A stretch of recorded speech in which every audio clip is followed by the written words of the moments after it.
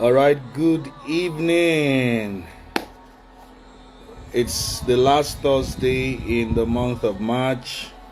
It's 8 p.m. West African time, Nigerian time, and it's that time of the week, of the month, that we bring the Purpose and You Talk show with Mr. Purpose live to your screens here on Instagram Street. The song on the background is the song of Moses Akor, I Will Do Your Will. I Will Do Your Will. And this is a very special edition of the Purpose and You Talk show.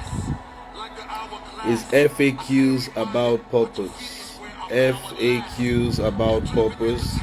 And that is frequently asked questions. So I'll be taking live questions, and I would also be sharing some thoughts that would help you wherever you are and whenever you get to watch this video if you didn't join us live, and what will help you fulfill your purpose, find your purpose, and then fulfill your purpose for being on the earth. So let's just enjoy this song for a few minutes to allow more people to join in. Oh God, I will do your will. Naya Eze, thank you for joining. As you join, please kindly share the link on your social media platforms that Mr. Purpose is live, the Purpose and You Talk show. And this is the FAQ night, frequently asked questions with Mr. Purpose.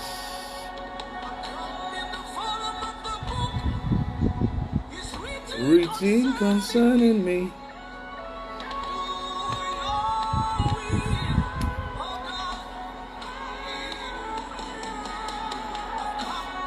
A lot of people ask me every time, every week, how do I find my purpose? How do I know I have found it? Hindrances to purpose, the mindsets to have. Can purpose help me become rich? Can I become rich by chasing after what God wants me to be? A whole lot of questions that has come my way in the last 2 decades of following God's purpose for my life, being a purpose preacher, a life purpose coach. There are many dimensions to this. So I'm going to be sharing a bit, and then as many questions that we can take live on this show tonight, we will take. But one of the things that you must realize is whatever is in God's will for your life is on God's bill. And that's why I'm playing this song. Whatever is in God's will is on God's bill. And that's a mindset anyone pursuing God's purpose must have. Whatever is in God's will for your life is on God's bill. For example, if a billionaire ask you to go on an errand for him, definitely you know that the bill is on him or her, as the case may be. Especially if you keep to the instructions they gave you. If they ask you go to the Mercedes-Benz showroom and help me pick a car for my son, you know that's not on you. You go there, whatever bill they give you for the car, you send it to the person that sent you. And that's one of the most reassuring benefits of walking in purpose. Walking in purpose. God, who originated your purpose, who also sent you into the earth, is responsible for how the provision for whatever vision he has wired into your heart will be fulfilled. So tonight I'm going to start sharing in a bit, then we'll see how many questions that we can take. from you, our dear followers. No matter whatever may come my way, I'll follow you. No matter.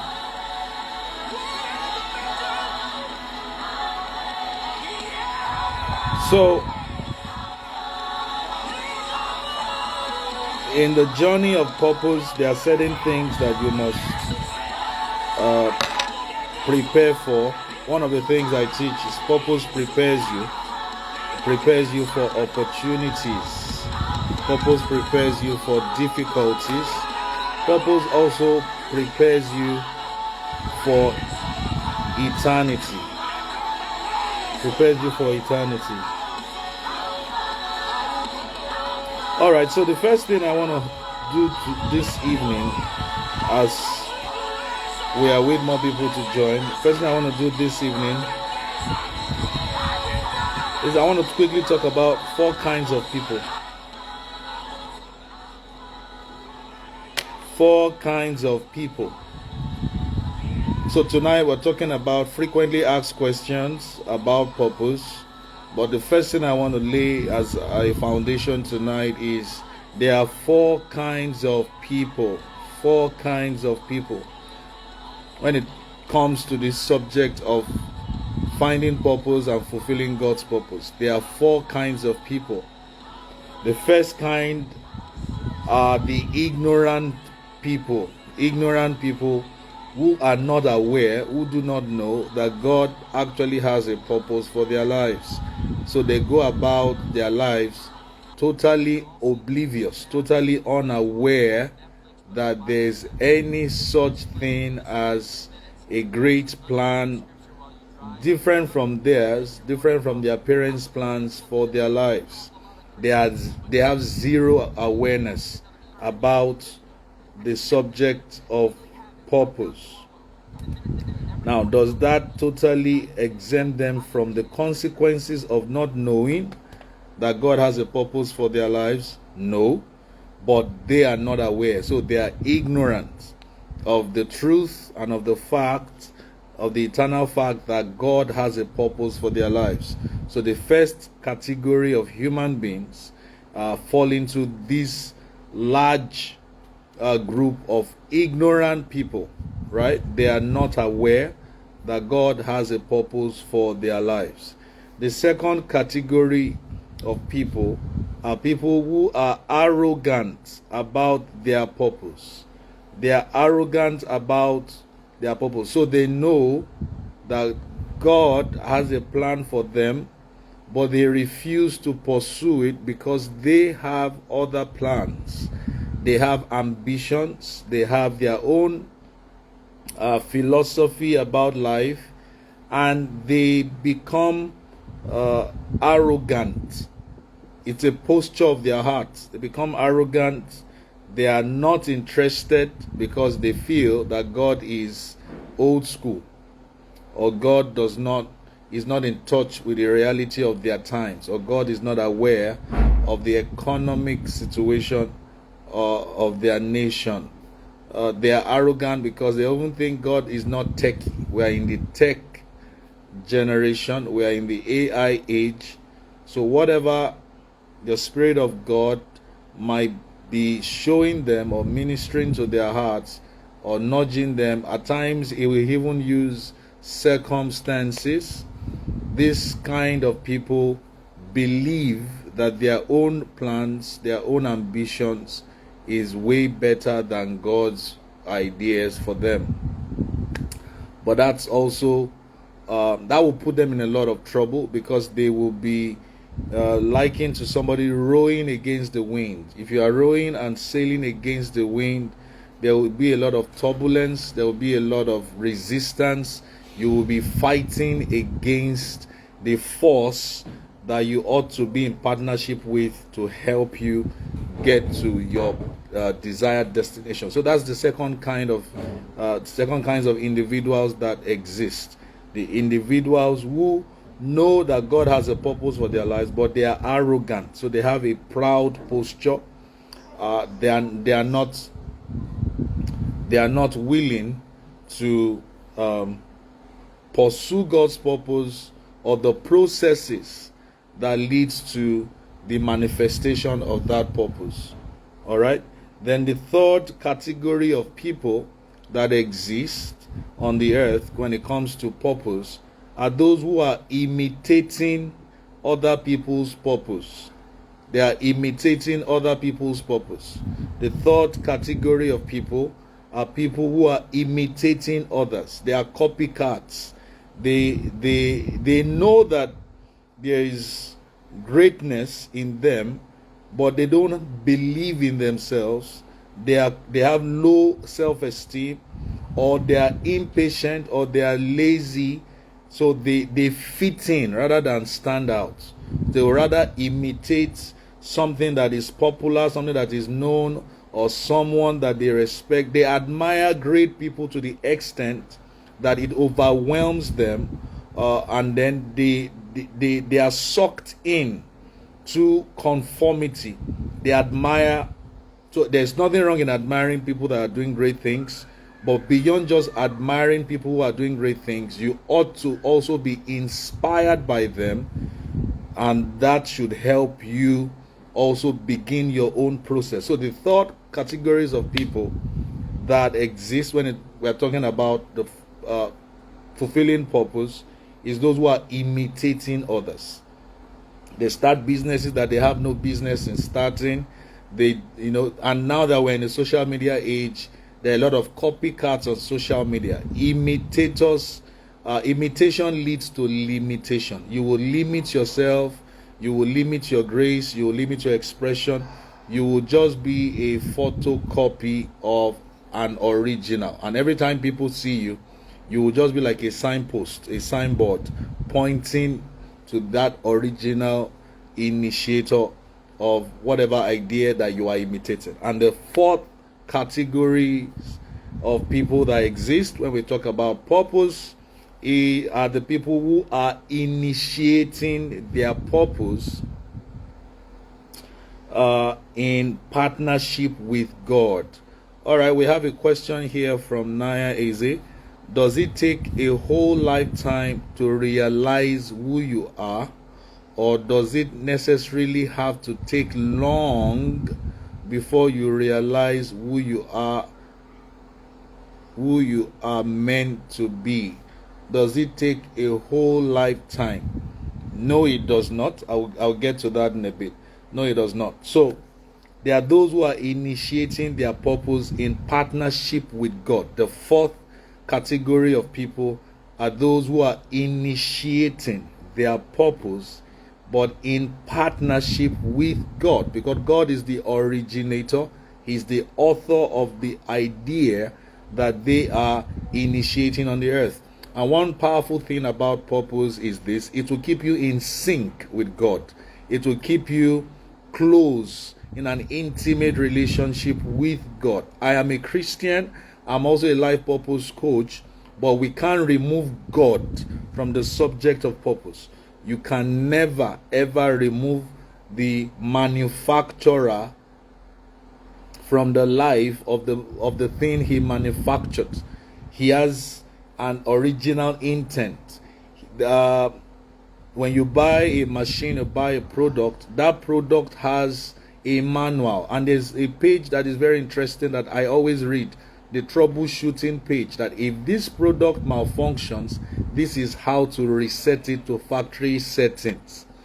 God is the originator of your purpose. No matter where you are watching me from, even if you don't believe in God, that's a proof that you believe in God. If you say, I don't believe that God exists, even the brain inside your head that made you say that will also knows that there is a maker, the maker of the heavens and the earth.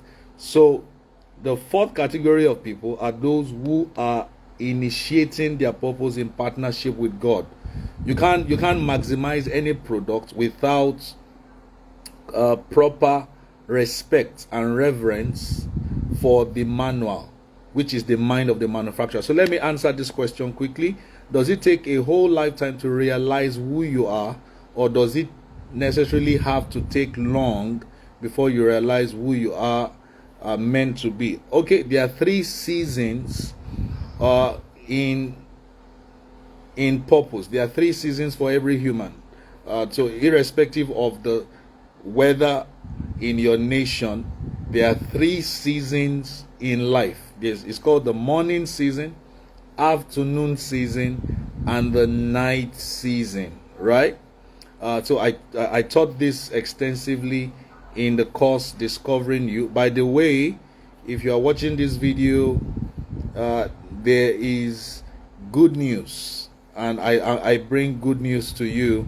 We have just recorded 30 days virtual course. You can take it from anywhere in the world. It's self-paced, but it is designed for you to go through it in a month, right? It's titled how to find your purpose in 30 days and then turn it into a business, because there's serious business in your purpose discovery. When you discover what you are meant to be, you will discover minimum 4 channels of income from that discovery. So does it take a whole lifetime? No. The morning season is the season that God designed for the discovery of who you are. And that morning season, biological clock and the time of life that is called the chronos, all right, is from the day you were born till around 18, 19, maximum 20 years old. So that's the biological clock, and that's the chronos. That's the interchange of seconds to minutes, minutes to hours, hours to a full day, and a full day to a week to a month. God originally designed that the morning season will be the season that you ought to find out who you truly are, because it requires time to transform your latent talent into skill. That's also the season where you identify your dominant talents or your dominant gifts. And there's a law called the law of mastery. The law of mastery states that you need about 10,000 hours of practice to transform a raw talent into skill. And that's just the first level of mastery. There are 5 steps to self-mastery, and that now leads to life mastery. You need to first master self before you are able to master life. If you cannot master yourself, you cannot master life. So it doesn't take forever, and you don't have the whole of your life to make, you don't have the most of your life to make the most of your life. You don't have the rest of your life to make the most of your life. So when you find that, when you understand that the law of seasons, you will not become a procrastinator. You also will get up at odd hours to do what other people would not do, so that you will be prepared when the season of manifestation comes. So I taught that extensively in Discovering You. It's one of the courses that you will find in the link attached to this in the comment section. Thank you, Naya Eze, for posting that. So it doesn't take the whole of your life, all right? But the first 18 to 20 years are the seasons that God designed, that we discover who we are. But you might be an adult now. You might be 30 years old, 28 years old. You might be 40 watching this. Interestingly, the season you discover your true purpose is now your morning season. That's your morning season. So if you are 32 and then you discover after taking the course, after buying the course, and you go through it in the 30 days, that's when your morning season really just began. Because the day you were born is not as important as the day you discover why you were born. The day you discover why you were born is your own morning season. And that's why God revealed to me that my own purpose of being on the earth is to help my generation of young people find purpose. And I've been at this for over 2 decades, and the Purpose Center, the organization and the ministry that I founded in partnership with God, started 17 years ago, 2009. So I'm not a rookie at this. Now, by God's grace, I'm an expert. I'm one of the voices that God has raised that will help you. So I don't teach principles from my personal philosophy or ideas. I teach Bible-based wisdom. That's the safest place to learn about purpose. So if you look at the life of characters in the Bible, Jesus, the ultimate role model, at 12 years old, he was exact. He was very accurate about his life's purpose. And then if you check what he was doing at the temple, he was learning, asking questions. That's why we're doing FAQs. He was asking questions, and he positioned himself in a location where his true purpose was going to get enough nutrition, enough ingredients. So it's not everybody that should go to the regular universities. That's why we celebrate footballers today, because they started early. Their discovery started when most of them were under the age of 5 years. And you need time to develop talent, to skill, develop your heart. That's the inner fortitude. And also your mind, the aptitude. And then you fortify all of that with skill. God does not sponsor flops. All right? God will never give you a big stage if he has seen that you have not maximized small stages, micro stages correctly. Say, thank you. The day you were born is not as important as the day you discover why you were born. So, the reason why God sent us to start teaching young people is because the morning season is crying. Wisdom is crying. Wisdom is like standing on the top of a mountain and say, all young people, come to me. Come and learn your true purpose. Discover your true identity. Don't join the rat race. Don't join the rat race. You were not born to chase money. You were supposed to chase vision. You're supposed to pursue a vision. You're supposed to become more valuable. You're supposed to discover your value and then develop that value and distribute it. Right? Success is not what you achieve, but who you become in the pursuit of purpose. Right? True success is not something you achieve. Rather, it is who you become, who you are becoming in the pursuit of purpose. I'm a totally different quality of man today than the boy I was.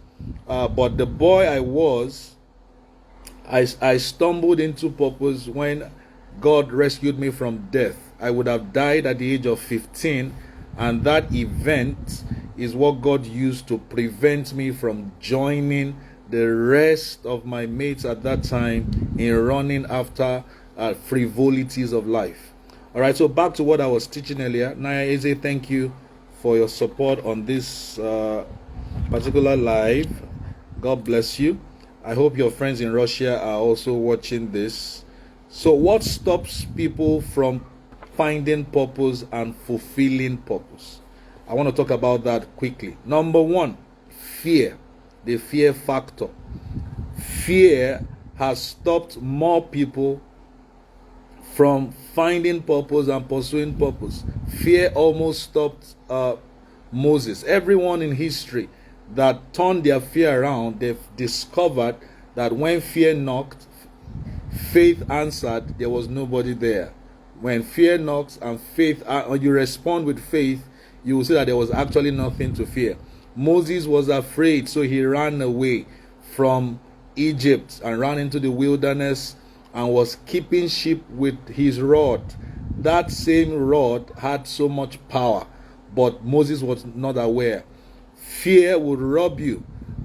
Joseph, at the age of 17, I was talking about Bible models. to show that the mourning season is the season to discover. Joseph had a dream as a teenage boy, and that dream is what preserved him. Purpose preserves.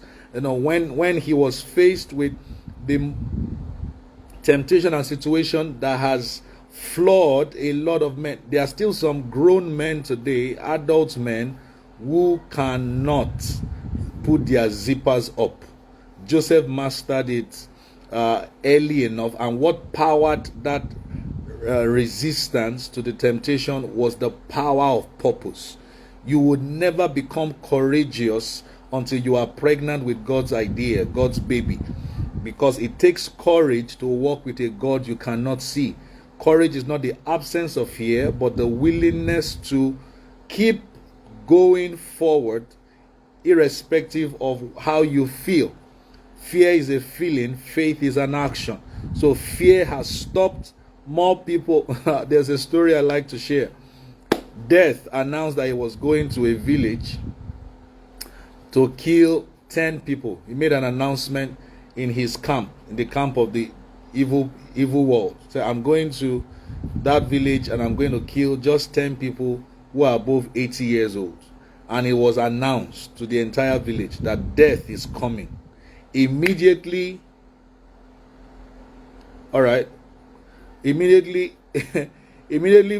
the people in the village heard that death was coming. They started running helter-skelter, and at the end of the weekend, as death was leaving the village, over 280 people had died. Wow. A journalist saw death leaving the village and said, "Hey, death, hold it there. You announced to us 3 days ago that you are just going to kill just 10 people. Now, 280 people have died. Why did you kill 280 people? You are not just wicked, you are also a liar." And death said, "I am innocent," and showed the picture and obituary of the people he killed. They were above 80. Some of them were 90. Those were the people that were really ready to die based on the timing of their lives. Death said, "I didn't kill the other 270 people." They now say, "Who killed them?" He said, "It's fear that killed them." Fear killed the other 270 people. So fear stops a lot of people from starting what God has shown them. Fear, they are afraid of what other people would say. They are afraid of, how will I pay my bills? Some people are afraid that, oh, nobody has done this before. The fear of the future, the fear of the unknown. That is why without faith in God, you can never pursue or fulfill God's purpose for your life. It's not possible. But if you decide first that I'm going to do what God said I should do, you would activate, you would jumpstart your faith journey, your capacity for faith. It will jumpstart, because every human being has the capacity for faith by original design. Faith, right? Hebrews 11 verse 6 says, without faith it is impossible to please God. Without faith it is impossible to pursue God's purpose. That he that must come to God must believe that he is, that God exists, and he's a rewarder of those that diligently seek him. In fact, this video, what I'm doing right now, is a proof of my faith in God, because God put the idea in my heart that do an FAQ. And I know that 1,000 people might not join, but I'm going to obey God. Whether it's 1, whether it's 10, whether it's 1,000,000 people that show up, I'm obeying the God of heaven who put this idea in my spirit. And that's how to go one day at a time. Please, you can also type this, that great things happen when you take small steps daily towards the big dream God has shown you. When God shows you his purpose for your life, it should make you afraid, because it will be way bigger than your current size. It will be way bigger than your current capacity. It will be desirable. It will be it would inspire faith, but it will also humble you. It will get you on your knees to pray, because the size of what God will reveal to you, the size of the vision he will reveal to you, will make you know. It will tell you 2 things. I can't do this without you. And when You agree, just like Mary said, be it unto me according to your word. You activate the spirit of faith. You activate the capacity for faith. So you must learn how you must learn the good fight of faith, and you must So this is how I say it. You need faith for flight in purpose, and you must learn how to fight the good fight of faith. You need faith for flight, and you must learn how to fight the good fight of faith. Never delay. Don't be a procrastinator. One of the lessons and one of the blessings that happened to me when I survived that near-death accident 26 years ago, I left the Igbobi hospital with one decision: I would never procrastinate on any idea. I would never procrastinate. Anything God asks me, any idea that comes to me, I attack it immediately. I have a bias for action, because 1 hour ago, I was in my friend's house. A few hours later, I was on the floor with a broken bone. I should have died. So when you are walking in purpose, you have a bias for action. You don't have time to waste time. You can't be procrastinating out of fear. An idea has come to you to write a book. You postponed it because of fear that maybe nobody will buy the book. What if 1,000 people buy the book? What if 100,000 people buy the book? What if that book is the book that will change the lives of people beyond your sphere of influence? So the fear of failure has stopped many from pursuing purpose. Some people are afraid for what their friends will say. Oh, my friends will now say, me too, I'm trying to be like a woman of God. Those are not your friends, those are crabs. You need to put them in a basket and step out of that basket. Jesus said nobody lights a candle and puts it under a basket. So anybody trying to cover your light is a crab. He has crab mentality. If Jesus reveals his purpose for your life, he has lit you up on the inside. Then you now need to look for people that need your light. I started from the buses. I used to preach in buses in Lagos every day on my way to university. I started from secondary schools, going around the Amuodofin, talking to teenagers every week. There was no school that we didn't visit in the first 1 year. That was, as long as it was a school in Festac Town, we attack. So you attack your fear. You do one thing. How do you handle fear? You do the exact thing you are afraid of. You do it afraid. And you must do one thing every day that scares you. You do one thing every day that scares you. The second reason why people also don't fulfill God's purpose or even start it at all is facts. Facts. They look at the facts. Oh, this industry is already saturated with 10,000 professionals. Who am I among so many? Facts. They look at facts, like the 10 spies that Moses sent to the land that God said he had given them. God said he had given them. Listen, your purpose is something God has already finished in the spirit realm, but giving you the advantage of revelation to pioneer it here on earth. And when you start it, you now become a pathfinder. That's what will give you the leadership edge. If you stay with it long enough, you will have your own tribe. People will come to you from every nation. That's when you can enjoy the blessing in Isaiah 60 verse 1. Arise, shine. Facts. They study the facts for too long. They've studied the facts for too long. The Israelites studied the facts that there are giants in the land. They came back with the fruits of the land and said the land truly is a fertile land, is rich. So, but there are giants there. So the giants, they looked at us and we were like grasshoppers in their eyes. Don't look at the facts with the wrong mentality. The facts should empower you to act. The fact should empower you to act. When your purpose points to a certain industry, there will be giants there already. Whatever God is asking you to do, there will be people that have gone ahead of you who have established their presence and have certain kind of results. But guess what? The inspiration you should draw from the facts is that God's best is not in the past. And if God has done this for these people, then I am the new kid on the block. Don't be moved by facts.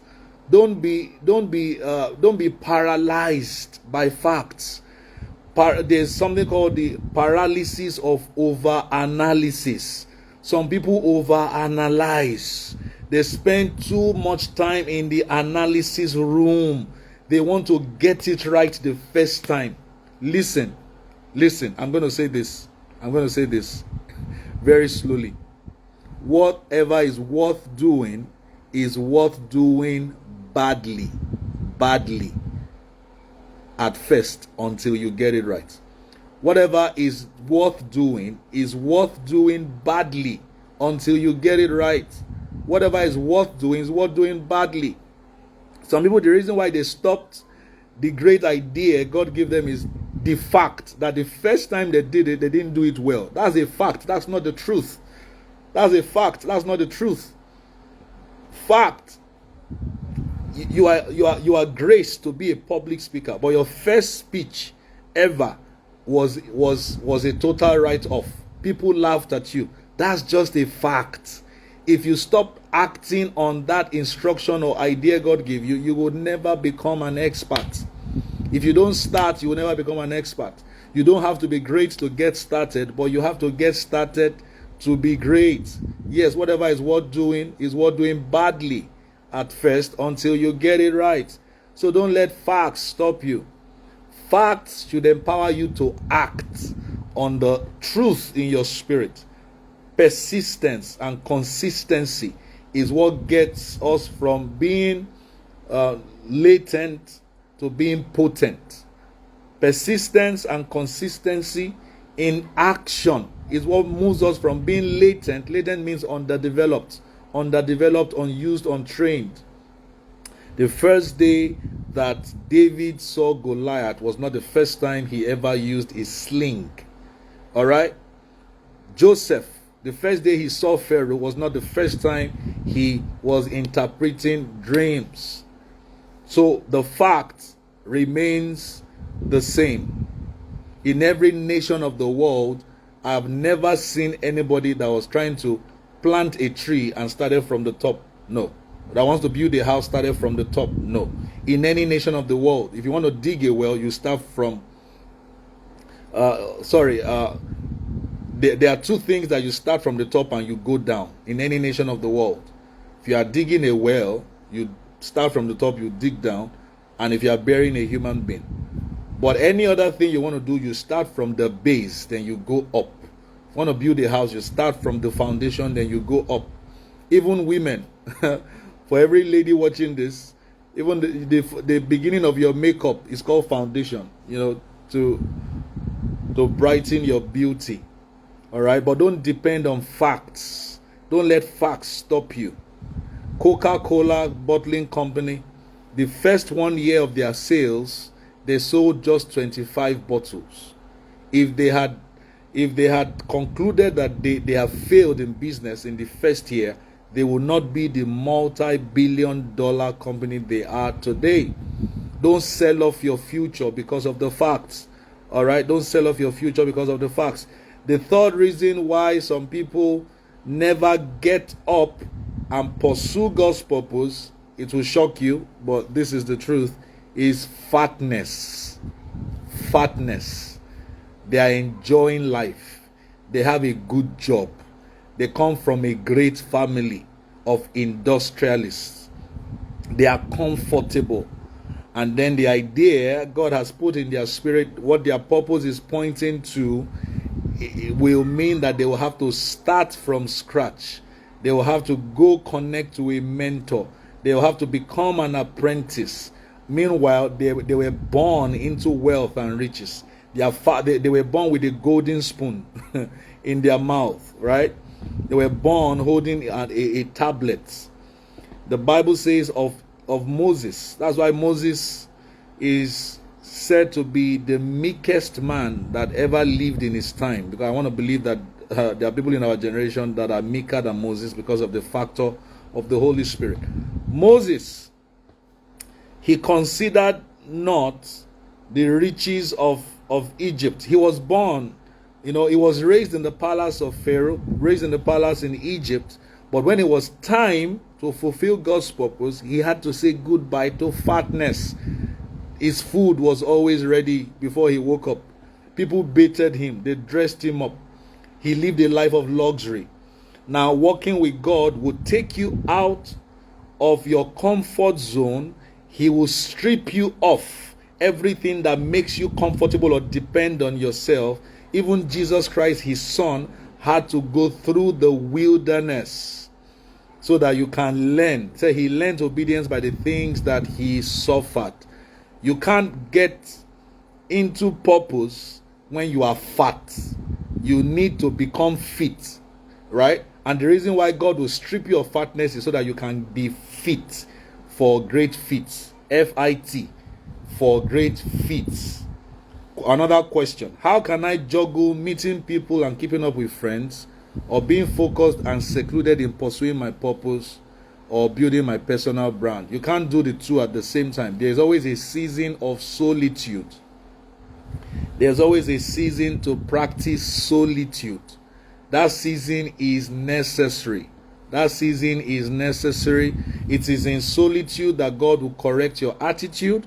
It's in solitude that God will give you the right aptitude.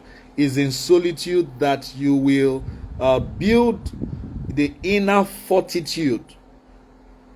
There were days that I prayed 6 hours at a stretch, 10 hours at a stretch, building capacity, right? Moses spent days on the mountains alone with God, because you need to be away from the people you are sent to help long enough and to get everything you need to get from God, and then there will now be a season for reconnection, right? But in that season of solitude, there will still be a few people that you can maintain contact with, but there's a season of preparation.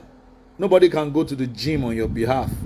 You can't miss your lecture in purpose because your best friend from nursery school is sleeping, and you have to. If you want to win the Olympic Games, you have to go to the gym, as a boxer every day when you feel like it or you don't feel like it. So it's in solitude that you build solitude. It's in solitude that you build the inner attitude and fortitude. God fortifies your spirit, and you begin to read certain materials. So you are building mental aptitude, because you need your spirit to be fit. You need your mind to be full of the right information. And then you need strong hands, dexterity of your hands. So fatness is an enemy of fitness. You can't be your best and you want to be at your best being an athlete. It's not possible. Jesus said to his disciples, a time is coming when the bridegroom will be withdrawn from you guys, and you must fast, right? You will need to fast. So Moses had to leave the palace. He had to leave the pleasure of the palace. Look at Joseph. We love Joseph's story. We claim his outcome, but we don't want to go through his process. We don't like the process. There was a season of my life. You see all this fat on my face. It was not there. I was literally in Ezekiel chapter 37, the valley of bones. I was fasting throughout the year because there was no food to eat. There was even a time, I've said it to people, that for those who want to hear, there was a time I prayed a prayer. I said, God, I want to prosper faster in this purpose. How do I prosper faster? And what he told me, it shocked me, but it built stamina in me. He told me, stop eating from your mother's pot. Disconnect from your mother's pot. Oh, fatness. When you are too comfortable, you will never get into your G zone, your greatness zone. When you are comfortable, you can never, ever do great feats. When you are too comfortable. So God will separate you for a season. He's not trying to kill you, but he's trying to kill what is trying to kill your purpose. He's trying to kill character traits, laziness, procrastination. He's trying to kill fear in you. So when you go through the valley of the shadow of death and you come out, you will discover that, it was just a shadow of death, just the shadow. All right. The fourth reason why some people don't fulfill purpose is fierceness. They are too fierce. They have anger issues because of what they have gone through. God will take you through the wilderness, but at the same time, you must learn the lesson of the wilderness, that God is not trying to kill you in the wilderness. He's trying to train you. He's trying to skill you up, not trying to kill you. He's trying to skill you up, right? So fierceness, fierce anger. Now, this is now what answers your question, right? Fierceness is not having good social etiquettes, because no matter what your purpose is, you are still sent to people. You must learn how to connect with people. So you must have good social etiquettes. Not everybody will like you. You are not ice cream. Not everybody will buy into your vision. But you must not be as fierce like John the Baptist.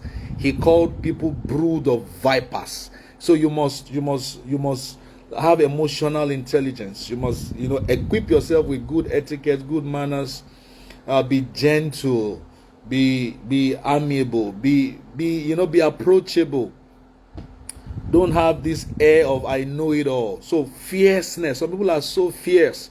Yes, they are anointed, but they are fierce. When you are fierce, people are afraid of you. People can't come close to you. Moses was so fierce. He missed out in the promised land. He was so fierce. The Israelites were afraid of him. When he comes down from the mountain, the Bible says the glory of God will be so much all over his face. He had to wear a veil. Right? So, but he didn't deal with the fierceness of his anger. At the beginning of his journey, he killed an Egyptian with his bare hands, buried the Egyptian in the sand, and zoom, he was off. Fierceness. All right, so you must manage your emotions. You must manage your emotions, and don't let your emotions stop you from the destination that you're supposed to be making motion towards. Don't let your emotions of anger, emotions of fierce jealousy, don't let those emotions that are negative remain in you. And that's why God will take you through solitude to correct your emotional disposition to life, right? Maybe there will be some background issues that he wants to correct. There may be some experiences in your past he wants to correct. That's what the wilderness season is for. A season of separation, consecration, for maturity. Then there will be manifestation. A verse of the Bible that talks about that is Luke 1 verse 80. Say, and the child grew and waxed strong in spirit, and he was in the wilderness till the time of his public showing to Israel. The fifth reason why some people don't fulfill their purpose, it will shock you, is friends. Your friends. These are 5 F's why people are stopped from fulfilling purpose. Friends. Good communication will correct bad manners. And the Bible says, I'm saying it in the opposite direction, but evil communication will corrupt good manners. Your friends determine where you would end. Friends. Your friends determine where you would end. So if you find your purpose, you must realize that your purpose will require you to choose your friends based on your purpose. You can't choose your friends based on who is closest to you. You choose based on your purpose. Your purpose should determine who should be your friend. Your purpose should determine who should be your friend and not the other way around. Proverbs 13 and verse 20. He that walks with the wise will become wise, but a companion of fools will suddenly be destroyed. So watch out for your friends. When you share your vision with your friends, what do they say? Do they try to capsize your... That's why it's called friendship. Friendship. The quality of friends that you keep in a friendship can either capsize your vision or help your ship to sail further, sail safely. So you must be watchful of your friends. Your friends should be friends who have faith, friends who are filled with wisdom, have a good reputation. They should be like those 4 men in Luke chapter 5, I believe, who carried their friend to Jesus. Their friend was crippled, he was sick. They carried him. And when they wanted to see Jesus, there was no way through the door. There was no way through the window. What did they do? They climbed up to the roof and they broke the roof. They broke protocol. They said, our friend must be healed. And then the Bible says, when Jesus saw their faith, the faith of the friends of this man, he healed the man. So don't choose your friends based on proximity. Choose your friends based on your purpose and vision. What you need to fulfill purpose, there are 3 things I will talk about. You need meekness. You need meekness. Meekness is not weakness. Meekness is being teachable. Being teachable. That even it is what you learn when you seem to know it all that counts. Number 2, you need mildness. You need to be mild. You need to have a mild mind. You need to be malleable. You need to be teachable. And lastly, you need mentors. You need mentors. You need mentors. What you need to fulfill purpose, you need meekness. You need to cultivate meekness. And one of the reasons why educated people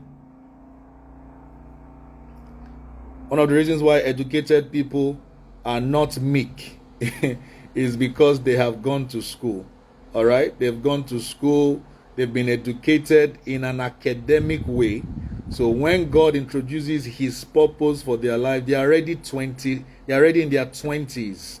So they have learned a way of doing things, and they now find it odd that I have to now go back to learn faith. I have to know.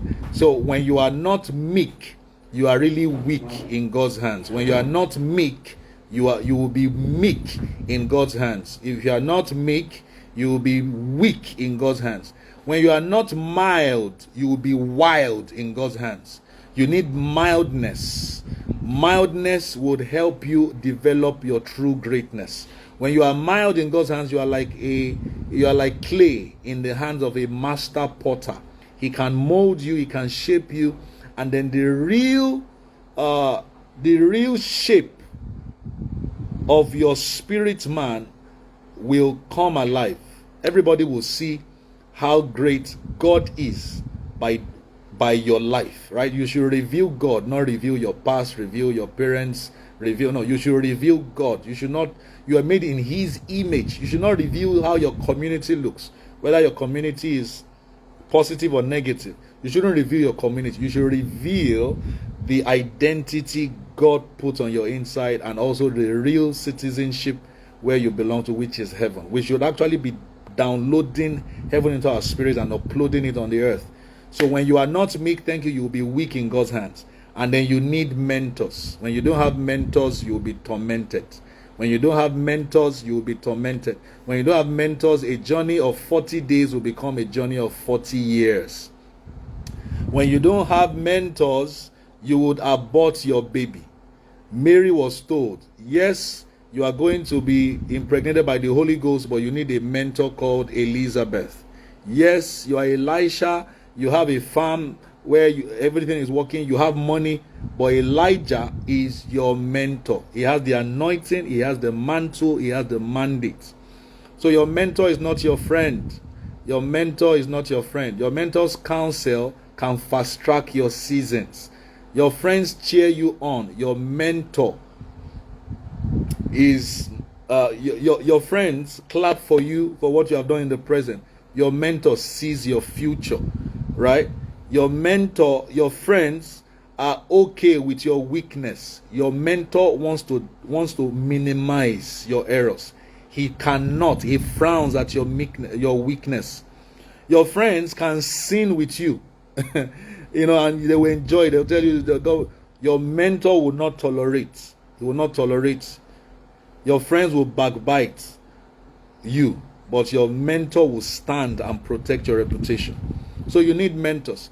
And finally, your mentor is a coach, and I've just created a coaching course, a coaching program, 30 days for anyone who so desires to live a life of purpose, an intentional life. So if you can help me put up that link again, the link will be in my bio, but it's going to be put up now. If you pre-order right now, you get the 30 days, how to find purpose in 30 days, and turn it to business. You get it for 25,000 Nigerian Naira, or you get it for $25 if you are signing up right now. In another 30 days, the price will go up to 30,000 Naira. In another 30 days, the price will jump to 40,000. Then it will eventually get to 50,000 by July 1st. That is the original price, but we're selling it at the promo rate now. How to find purpose and turn into a business in 30 days. How to find purpose, turn into a business in 30 days. It will be available on Mainstack and also on our website. The link to that will be on my bio. This has been an enriching session. If you have more questions, you can send me a DM. Thank you, Ifunaya Eze, for all your support services. God bless you. That's the link to how to find your purpose in 30 days right there. All right, I will leave you now, and by God's grace, we'll return with another insightful edition of the Purpose and You talk show. This has been the FAQ with Mr. Purpose, and I look forward to seeing you in class. Now, if you buy this course, the final week, I'll be having a live class for everyone that purchases this course. So you can now ask me different questions after you have gone through the 4 weeks video lessons. I believe that this has been insightful. If this blessed you, share this video with your friends, with your communities, with even those who think they are your foes. They will really change their minds of that. Now, you can't share this kind of life-changing truth with me and I remain on the fence. Rather, I will jump down and now start being your friend so that we can make it to the end. My name is Mr. Purpose from Lagos, Nigeria, but I'm willing to come to any nation of the world that you invite me to speak at your conferences, to speak at your churches. We can also hold virtual seminars. Technology gives us room to impact you from anywhere you are in the world. One contact, lifelong impact. Exceed as you proceed, everybody. God bless you. Good night.